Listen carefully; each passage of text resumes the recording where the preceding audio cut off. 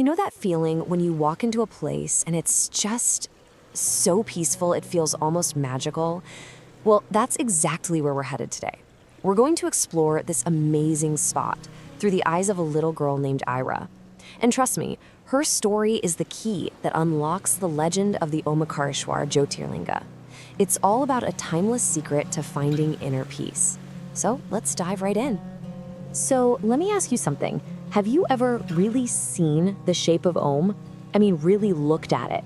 It's such a simple question, right? But it goes so much deeper. We're not just talking about a symbol here.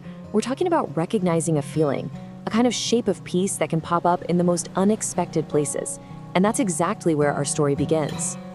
Okay, so picture this. We're on the banks of the holy Narmada River. And right there in the middle of it all is this incredible island. And get this, it's naturally shaped like the sacred sound Om. How cool is that? People say the very air there is just thick with peace and devotion. It's literally the perfect stage for the story that's about to unfold. All right, so now we're gonna meet our main character, Ira. She steps into this amazing, peaceful place, and with just one simple question, she's about to kick off a totally divine encounter. So who is Ira?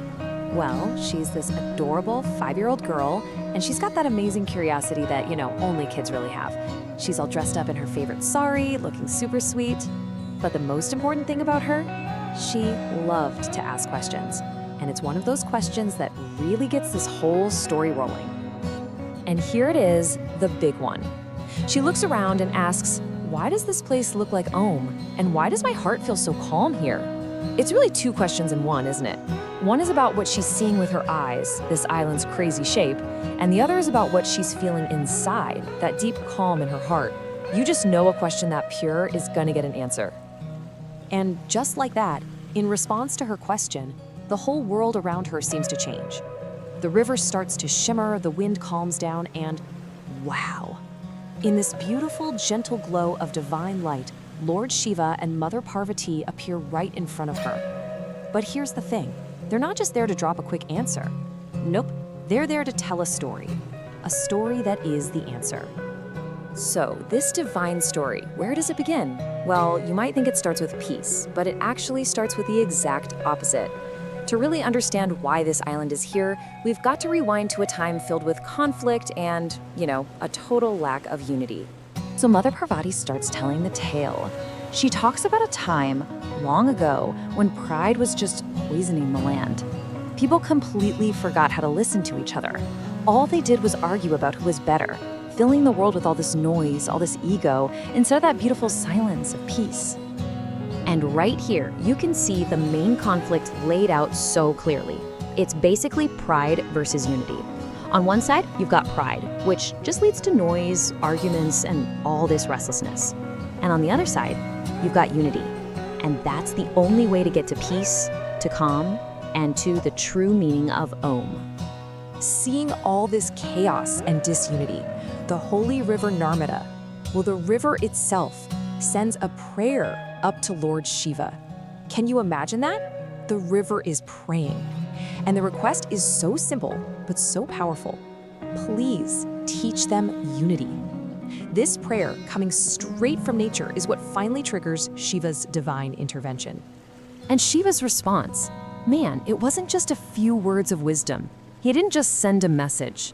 His answer was something real, something you could touch, a physical lesson literally carved into the landscape forever. And this, my friends, is how the sacred Om Island came to be. Then Lord Shiva lays down the core teaching of the entire story. It's so powerful. He says, where there is pride, there is noise. Where there is unity, there is Om. He's making this direct link, see? Our inner state, what's in our hearts, directly creates the world around us. Pride equals noise and chaos. Unity equals the deep, profound peace of Om. And as he's saying these words, this beautiful, divine, totally balanced light starts rising from the island. And this light, it actually solidifies, becoming the Omkareshwar Jyotirlinga, one of the most sacred forms of Shiva. It's now a permanent reminder, like a lighthouse of unity for everyone, for all time. So the wisdom they share is just crystal clear. Shiva's lesson? Real greatness, it doesn't come from pride. It comes from humility. And Mother Parvati adds her own beautiful insight. She says that when we can accept our mistakes and learn from them with love, that's when our hearts truly become peaceful. Okay, that's an amazing ancient legend. But what does it all mean for little Ira? Well, in this last part of our story, she's about to learn the true power of just listening. After hearing this whole story, something just clicks for Era. She has this moment of, self-reflection. She feels a little shy thinking about all the times she didn't listen to our parents. Suddenly, this ancient myth becomes a really personal lesson for her. And in that moment of pure understanding, she just folds her hands and starts to softly chant, Om Namah Shiva. She's connecting directly with the energy of this sacred place. And that's when she truly gets it. Om.